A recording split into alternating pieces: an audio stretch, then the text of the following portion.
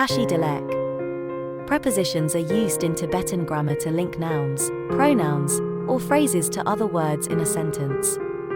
They can indicate location, direction, time, manner, purpose, or other relationships between the words in a sentence. In Tibetan, prepositions are postpositions, which means that they come after the words they modify.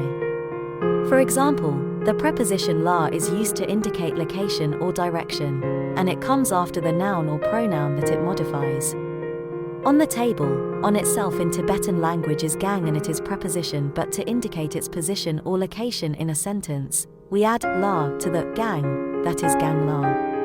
Let's look at the examples here. Gang la, 쪽지, 탭, 목, 라케 lokle, 뉴구, 쪽지 강라 탭, 쪽지 강라 목, 쪽지 강라 라케 lokle, 쪽지 강라 뉴구.